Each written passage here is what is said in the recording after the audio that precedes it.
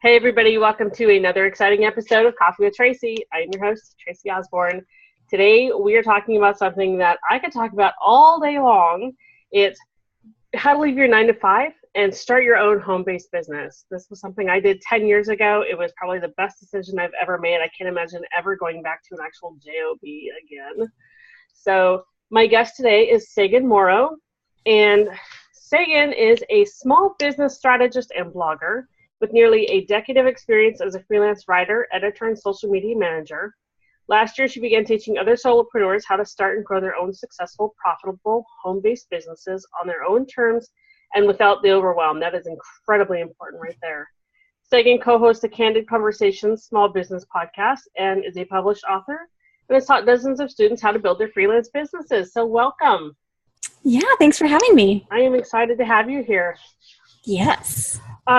So in your opinion, what makes people ready to just leave that 9-to-5 and decide, you know what, let me just start a home-based business? I think, it depends on a lot of different factors. I mean, you have to take into consideration things like skill level and life circumstances, a really important piece to consider, financial needs, all of those types of things. But what I've found through, my own experience as well as teaching a lot of people how to actually do this is that there's really sort of three big signs that you're probably ready to actually make that leap. So the first sign is that you already know what kind of business you want to have and the services that you'll offer, and you've already actually tested it out with a few clients. I think that's one of the biggest pieces is actually starting your business before you take that leap and quit your 9-to-5 job. Totally. Right? Like it's so important to actually have tested things out, see if you enjoy the services, if you like the type of clients that you're working with, and also just to have that client base for the confidence and all of that. So that's definitely a big piece. It's already starting your business. And the second piece is, having the ability to work independently and manage yourself. Oh my gosh. I mean, no one else is ever going to care about your business as much, right? Yeah. That one is so important. Yes. And so many people end up, they can't work independently, and that's a big problem. But it's kind of cool that that's one of those skills that you can develop over time. I'm not sure how it was for you, Tracey, but I know that for myself, like the very first time that I tried to quit my day job and start working from home full time, I wasn't in that space and I had to develop the skill. Yeah. And then when I quit my day job the second time, I was able to really make it work. So I'm not sure how it was for you. I definitely found that independence is something you have to cultivate. For sure. It's hard when you don't have that person kind of looking over your shoulder, and you don't have that mentality. So I actually had to develop that same mentality of, okay, when I am at my desk, I am in total work mode. I don't play on my computer. I don't have games on my computer. I do nothing else on my computer but work. Yes. All my fun stuff is all done from my phone. So when I have my phone, that's fun mode. When I'm sitting at my desk, I am completely in work mode. And sometimes I get so much in work mode, and I mention this all the time on the show, that my poor husband who works with me will sit there and he'll be trying to get my attention, and I have no idea that he's just like literally 1 foot away from me. And I'll be like, yeah, what? Did you say something to me? He's like, yeah, I'm trying to get your attention for the last 10 minutes. But, so it is a skill that I absolutely had to develop. When I first started out, it was like, well, I can work whatever I want. I'll do this later. And then, next thing you know, later never came. So. Yes. Yeah.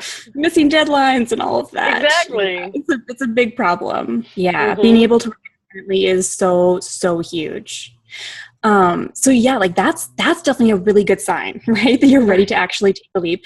And then the third sign that you are actually ready to do it is when you actually have a strategy in place for quitting your day job. And I mean, that's one of the things that I am so passionate about. And it's, why I became a small business strategist is because, there's no, what I've really found over, nearly a decade of working on my own is that there is no one platform that is the be all end all, right? There's no, it's not like you need to have Instagram or you need to do webinars or you need to have products versus services. What you need is having a strategy, and any one of those things can be amazingly productive, and you can be really successful with any of those things, but you need to have the strategy to go along with it, right? So the way that it kind of works with quitting your day job is actually having a structured, plan of action for what do I need to do over the course of, the way I teach it is within 3 months. So decide to quit your day job, and then 3 months later you actually do it. And so actually figuring out, what do I need to do each day or each week to actually get to this point. So having that strategy is like the biggest piece, I think. Yeah. That it is. It's huge. But that's also, I think, probably the most daunting. Yes. Because I know even for me, I'll sit down and I'll be like trying to create a strategy for anything. And I don't know, I just sit there and I just draw blanks. I don't know. So it is.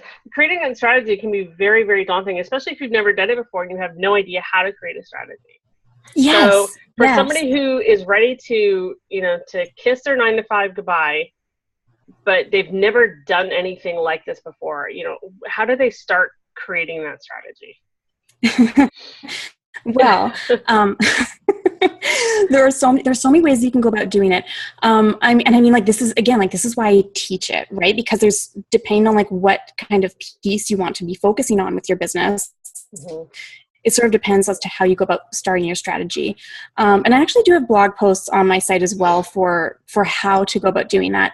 But, for me, it definitely starts with, or the sort of the basic pieces that you need is like the brainstorming session of like figuring out all of your kind of ideas, getting them all in one place, and then figuring out, what is your like maybe 1 year goal going to be, and then what do you need to do within the next 6 months to work toward your 1 year goal, and then what do you need to do within the next 3 months to then achieve that 6 month goal. And it's always like working backwards, right? And you can actually get to that point where you know exactly what you need to do every single day to, achieve your 1 week goal and your 1 month goal. And so that's a really good way to go about doing it, because then you can kind of take out that overwhelm and focus on, what are the key tasks that are actually going to make this work.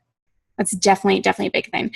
And I mean, and with my Goodbye 9-to-5 Masterclass, I have like this 3-month plan, example for, one day when you are trying to quit your day job and work from home full time, one day you could be spending that time getting testimonials from past clients. You could be working on your business plan one day. You could be registering your business with your accountant, right? And like doing all of these different types of pieces. So I think that is so important to really take a good look at it, see what other people are doing, and kind of get ideas and inspiration from that.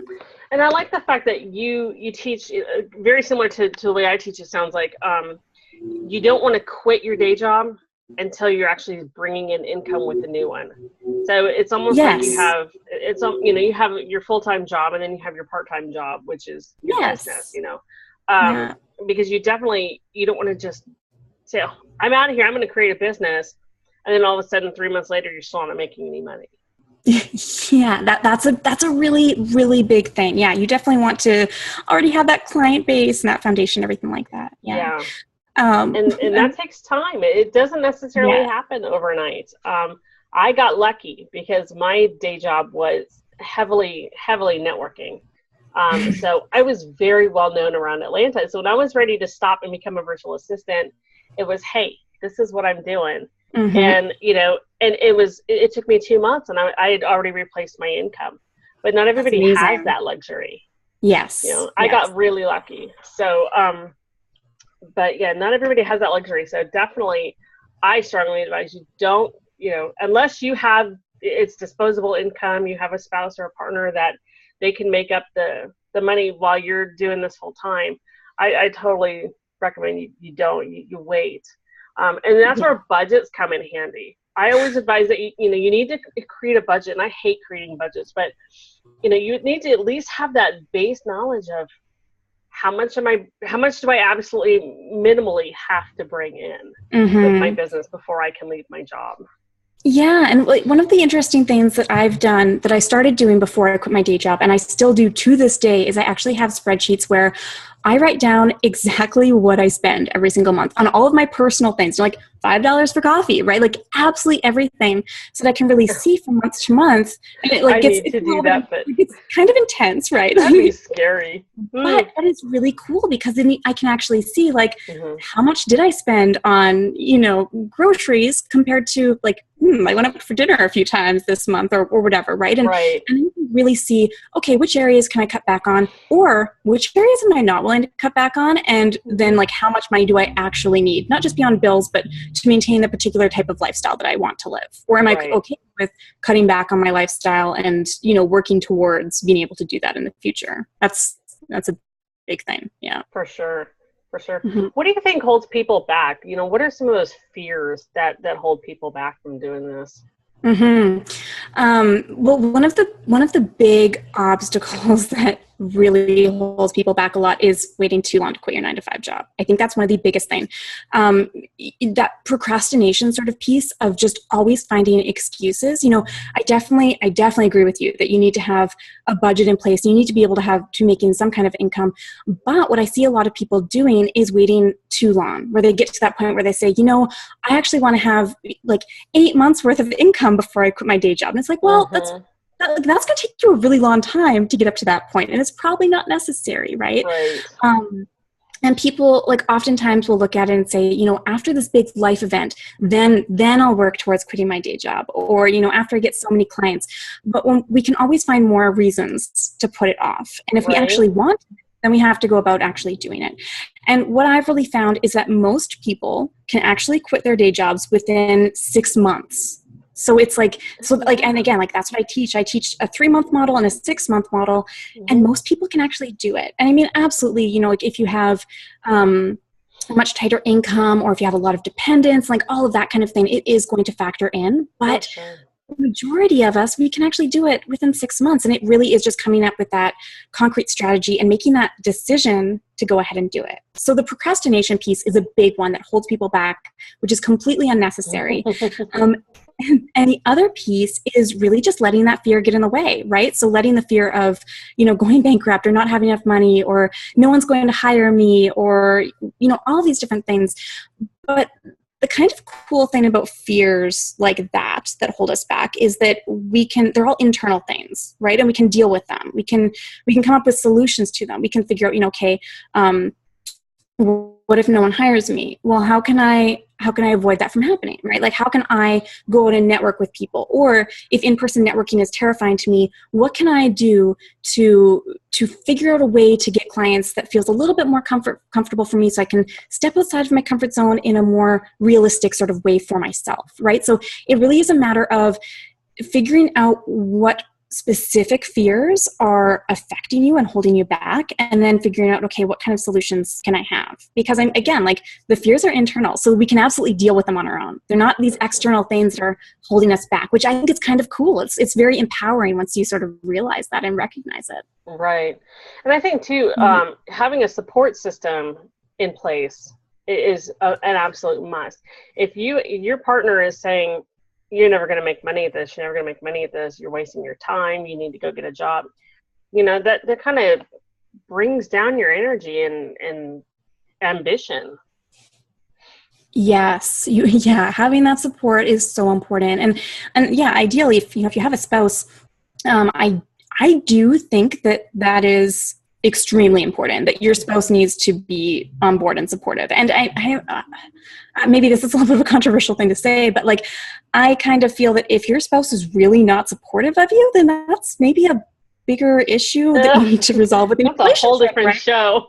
That's a whole different, absolutely. I agree. Yeah, like, it's something that, you need to kind of look at. And even if your spouse is like, okay, I'm supportive of you, I don't really get it, but like, you do your thing, then you probably want to find, a good business friend or someone like that. And besides that, actually, you should probably have a good business friend that you can go to and talk about this, because you can only talk about this so much with your spouse or your children or whoever before they get to that point where they're like, okay, this is great, I'm really excited for you, but like, something else, So I definitely, but like, I definitely found that having a business friend was like one of the best things, like just be able to talk about business as much as I want, and they're as excited about it as I am. Like, that's fantastic. So good. I have a couple of them, and I have a couple clients that we do the same thing, because I've been with them for so long. It's like, hey, this is my new thing. What do you think? And and they come to me with the same thing. So absolutely, those business friends are a must. Yes. Yeah, my business besties. Yes, business besties. Yeah. Well, my business bestie actually recently became my business partner as well, so which is kind of exciting. So we've actually been able to move forward with that. Oh wow, that's very exciting. That's very exciting. Yeah. Yeah. What are some of the things we can say when people come to us and they're still hesitant because it's just so risky? It's the risk. They're all about the risk. So how do we get them to overcome this whole, God, it's just, owning your own business is just such a huge risk. I think that, there's a few different ways that we can look at it. On the one hand, most of it, I'm not sure if you can hear those sounds. It's okay. I closed the window and everything. But one of the things is really looking at it and going, okay, there's so much risk in starting a business. And yes, absolutely there is. But most of us are probably starting, I would assume that most listeners are probably starting businesses that aren't like bricks and mortar style businesses, right? Probably starting them on our own as solopreneurs, maybe working from home, probably doing a lot of like online sort of like services or digital products, all of that kind of thing. And when you really look at that, you realize that your overhead costs and your startup costs are pretty minimal. Very minimal, right? Which is a big thing. And once you sort of realize that, it makes everything seem much more manageable. And you can kind of realize, okay, if this doesn't work out for me, it's not like I'm going to be, hundreds and thousands of dollars in debt or anything like that. You're maybe, putting up front a couple $1,000s, right? Like realistically, if you already have, your computer and all that type of thing, it might be even less than that you're putting into starting your business. And there are so many free tools out there now to, be able to do like schedule social media and all of those types of pieces that you can really get by really limited budget. So I definitely think that when it comes to risk, there is always going to be risk, but we do have to be look at it from from sort of that right perspective, or change the way that we are perceiving it. And the other piece that is so important when it comes to dealing with that risk is also having backup plans. So this is like one of my big things that I like to teach, is how exactly to come up with your backup plans, particularly when you are starting to work from home full time. You need to actually have ideas in place for, okay, if this doesn't work out for me, what's my backup plan? And then what's my second backup plan? And maybe even my third and my fourth backup plan. So that's a really big thing, because it's going to make you realize, how it's not actually as scary as we think. There's always more things that we can do. So that's definitely an important piece. That's really good. I don't think people think about backup plans too much. I think about backup plans as far as, if I get sick, or if my team gets sick, or, but then I guess, I've been doing this for 10 years now. So, I'm pretty sure I'm not going to fail at this point. I'm pretty confident there. But, when I first started out, I didn't really have a backup plan. I guess my backup plan was the fact that my ex-husband was a truck driver and made really good money. Which is a good backup plan. That was a good thing. He was like, well, if this doesn't work, we're okay. We're not going to starve. We'll still be able to pay the bills, until I can get a job. But, so I guess that is one backup plan. But that is a very important, if this doesn't work. I know years and years and years ago, I blindly bought into a gas station. Partnered up with somebody, and we bought this gas station. It was he pretty much just financed it, and I was left to do all the rest of it. And after a year, he pulled out the money because we weren't making anything, and I personally lost almost $100,000 on it. Wow. So there's no backup plan. I was like, well, if this doesn't work, it was just all about, well, this is going to work, And then again, I started a daycare when I had smaller kids at home. And there was no backup plan. It was like, well, everybody needs daycare. This is a no-brainer, right? Well, that didn't work out so well either. And I think part of it was just because I love kids, but I don't want a ton of kids running around my house. And, I think that was just a big part of it. It was I just wasn't really into it. It was just, this is a way I can make some money while being able to stay at home with the kids. So there again, I had no strategy going in. to either one of those businesses. I had no backup plan. I had no knowledge. I had no marketing and sales knowledge at all. And I had no clue what I was doing. Mm-hmm. And so, I really actually set myself up for failure with both of those. Yeah. Yeah. When I started this one, it was a whole different bug. I didn't have the backup plan really, but I had more of an idea of what to expect. Yes. And that was very important. Yeah. That was huge. And I think that piece of actually like caring about the business and like being passionate about it, I find that that's actually one of the most important things, because you can always learn skills. You can learn how to market your business. You can learn how to improve the skills and the services that you will offer, right? You can learn all these other things, but if you don't love your business, then you won't be willing to put in all of the hours and the time and the energy that is required to make it work. So, I mean, I tell people, like, if you really want to do that, like, if you are struggling between two ideas and maybe you have like a little bit more experience in the one area, but you're not really into it, and you're really into this other idea, but you don't really have much experience, then focus on this idea where like that you're much more passionate about, because you'll be that much more likely to work. Oh, absolutely. One of the reasons I started my VA company was because it was on the advice of a coach, or a friend of mine who was a coach, but she was like, your passion is people. You're always asking people, how can I help you? You're always helping people with their projects. You started this newsletter. I had started this newsletter for my company where, I just brought in all these other experts to write the newsletter. They submitted their articles. I put it together and I sent it out to everybody. And, and I was constantly doing things like that I wasn't being compensated for.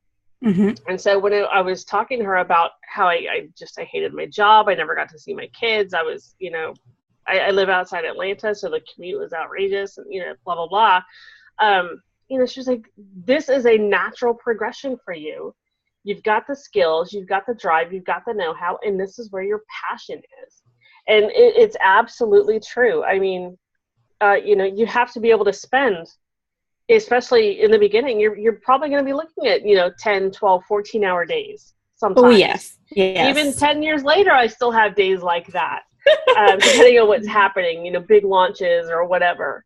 And, if you don't like what you're doing, you're not going to be able to have that self-drive to continue doing it. Absolutely. So that's a huge one, to do what you're passionate about. Mm-hmm. Absolutely. So important. So, if somebody's ready, they're like, okay, let's do this. What are the top 5 things they should really start with in order to get going? Mm-hmm. So the first thing that you'll want to do is create a business plan.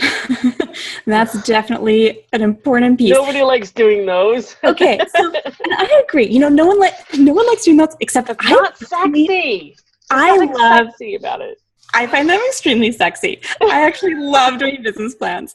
But I think the reason why people don't like doing business plans is because they feel like they're just like these heavy, boring, jargon-filled things, right? And they don't have to be. They can be a lot of fun. And I think we end up taking these like templates that are like, it's all like these like intense legalese, and it's like this 30-page document. We're like, we don't, like, for one thing, you're probably not going to actually use it in that case. You're not going to even understand it, which defeats the entire purpose of a business plan. So what you'll want to include in your business plan is like, make it fun, make it something that you can actually use. It should definitely be, it's like this strategic piece, and it should be something that you can actually act upon. And it should also be an organic, living document. You shouldn't just create your business plan and then leave it. You actually need to refer to it on a regular basis. So what I kind of like to look at the business plan is as sort of like, it steers the ship of your business, right? It's like that anchor, the foundation for your business. And it sort of helps you figure out, am I going in the right direction? Am I doing the right thing with my marketing? Am I working with the clients that I initially wanted to work with?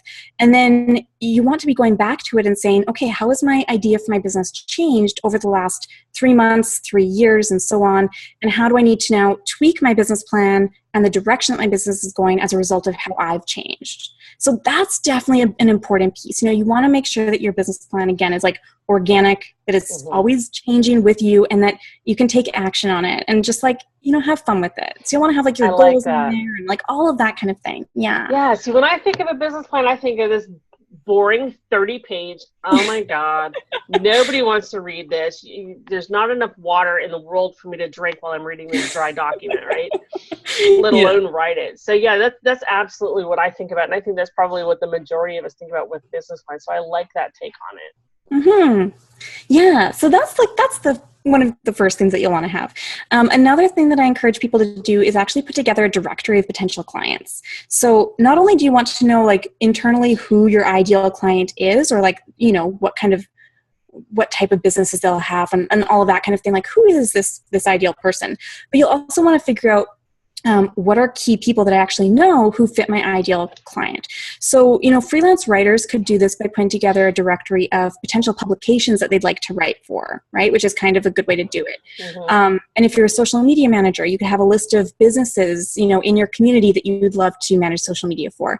And having a directory is going to really help you figure out, okay, if these are like, the top 20 people that I would like to work with, how can I actually arrange my marketing to reach out to these specific people? Or what networking events can I attend that these people might be at? So it's going to help you have that much more confidence about your business direction. And it's also going to be able to give you some, again, strategy for reaching out to the right type of people. So that's a big piece. The third piece is putting together your personal timeline of action for making that transition out of your 9-to-5 job and into working from home full time. So that's that, as I was saying before, that I have like the 3-month calendar that I teach people, here's what you need to do each day or each week. You'll definitely want to do that. That's one of like the biggest things for setting yourself up for success, is having that sort of, strategic timeline of action that you can have. The fourth piece is marketing your business. So I do feel that, we tend to fall into one of two categories, where we either spend a lot of time planning or we just immediately take action. And there are problems with both of that. Like, planning without taking action is just as bad as taking action without doing any planning, right? Like, there are so many issues with both of it. You can plan all you want for making this leap to quitting your day job, but if you don't actually implement any of your ideas, then 5 years from now, you're still going to be at your 9-to-5 exactly. job. Nothing's ever going to happen. Yeah. And the other, the flip side of that is that if we just decide, okay, I want to quit my day job, and then, you just put in your 2 weeks notice right now without having that strategic plan in place, then you're setting yourself up for failure, right? Like, and it's just not going to work. So you really need to have both that plan and that action in place. And this, it comes back to this marketing piece, where you actually do need to figure out, okay, who are the people I want to work with, and how can I actually reach out to them? So that's definitely something that we all need to do, especially when we're starting our business. We've got to market. And I mean, even like 10 years down the road, I still, you still market all the time. Absolutely. It doesn't matter if your docket's full or not. You always, it's kind of like the mantra with sales, always be closing. For us, it's always be marketing. Mm-hmm. Yes, I like that. Yeah. And then the fifth piece for, if you're wanting to quit your day job and start working from home full time, is to actually plan out your daily schedule for what that's going to look like. So that kind of goes back a little bit too to what you were saying earlier about, needing to have that structure. And when you're working.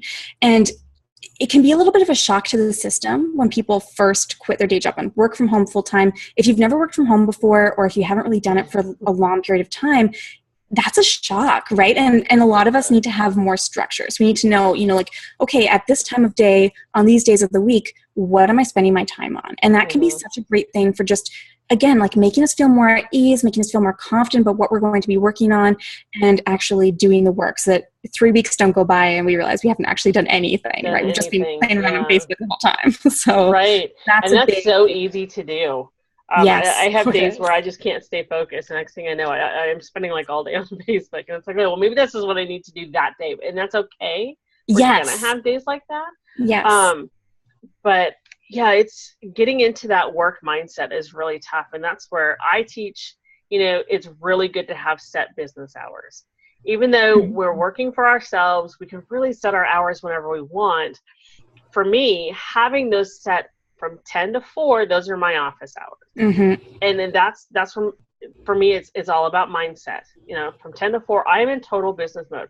Does that mean that I don't take time off during it. No, absolutely not. I mean, as soon as we're done talking, I'm out of here. You know, I've got things to do. I've got some other stuff to do. So, you know, it doesn't mean that I'm always sitting right at my computer from 10 to 4, like I'm chained to it, like a job. But it just means that, you know, the most of the time, that's my work mode. Mm-hmm. And for me, that's especially when I'm most productive. It also doesn't mean that I don't get up at 5 o'clock in the morning and spend that, you know, I have 2 hours from 5 to 7 before I have to get kids up. That's, you know, quiet time that I really spend working on my business. Mm-hmm. But, you know, I don't tell my clients that. Well, I guess I just did. But you know, I don't advertise it as my office hours, you know. Yeah. So, you know, it doesn't mean that you can't work late at night if that's when you're most productive, or you can't work early in the morning when you're most productive. But if you have that kind of structure, like you're saying, mm-hmm. it really does help with that mindset. Yes. Because otherwise it's too easy. It's like, oh man, I got to do the dishes, and I just heard the dryer go off, and you know. Mm-hmm. And you know, like you said, yeah, like you can do those types of things. You can like spend some time on Facebook, but it is a matter of like being conscious and aware of it and mindful of it, right? And being like, okay, I am going to, like, I need a break from work. I'm going to go do some dishes and, oh, hey, listen to a podcast episode maybe, right? There like, you go. That kind of thing. Like that, to me, like that's one of the best uses of my time is mm-hmm. when I start to feel like I'm not producing as high quality work, then I'm like, okay, this is when I know that I need to go out for a walk and give my brain a rest, or I need to, you know, clean up the house while I'm listening to podcasts or have webinars going on in the background or whatever. And then it just sort of sparks that creativity and productivity, because if we try to just force ourselves to work through it, sometimes then that can even be worse, right? And we spend like 5 hours not really doing anything. And if we had just taken a half-hour break, we could have finished our work in like 2 hours. Absolutely. So there's definitely a lot of, juggling and balance there. Right. But and you have to play with it and figure out what's going to work best for you. Yes. The experimentation is so important. Yeah. And, you know, and I didn't always have, 10 to 4 office hours. For a long time, I had small kids. So I had to structure my day around small kids. Granted, I had my mom and my sister-in-law at home that really helped out, but still, they still demand a lot of attention. Mm-hmm. We're coming up on summertime now, which means my days are going to end a little bit shorter because my kids are going to want more of my attention. I'm probably going to be pulling half days on Friday, things like that. And that's the nice thing about doing what we do is that we can change that structure as we need to. Yes. So good. So you've got to figure out what's going to work best for you. Absolutely. Yeah. And yes, and everyone's different.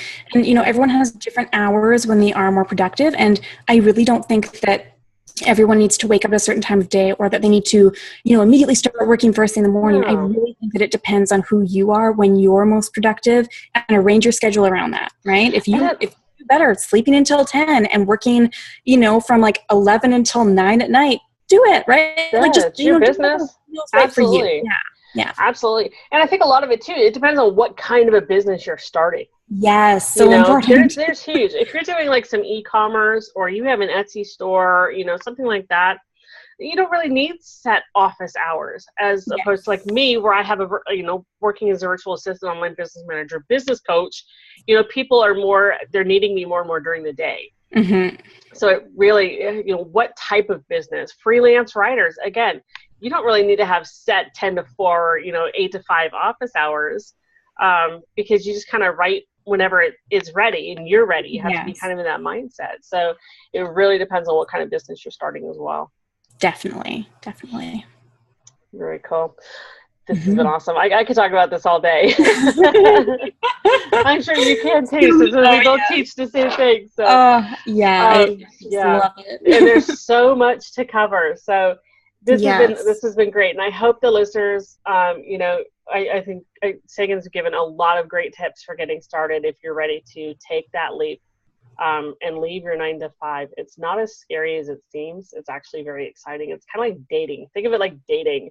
Yes. It's exciting. Yes. It's adventurous. And okay, I tried this. I didn't like it. So let's change this. We'll try something different. And, it can be fluid. So yes. And I think, it goes back to what I was saying about the business plan, like make it fun for you. Right. And I think like that's, if you're going to be working on your business, if you're going to have your own business, you'll spend so much time and energy on that. So you might as well figure out a good way to make it exciting and fun. Don't be afraid to experiment. Yeah, absolutely. All right. Thank you so much for being here. I really enjoyed talking with you. And I look forward to having future conversations. Definitely. Yeah, this is fun. Thanks for having me on the show. And I will just say as well that I do have one of my blog posts is a quiz of 25 questions to figure out if you're actually ready to make the leap. So if listeners want to check that out. Click the button below this video and we'll take you straight to that quiz, okay? Perfect. So click the button below. All right. Thank you so much. Listeners, again, I can't thank you enough for tuning in. Without you guys, I would have no show. There'd be no reason for me to be doing this. So thank you. And we'll see you on the next episode.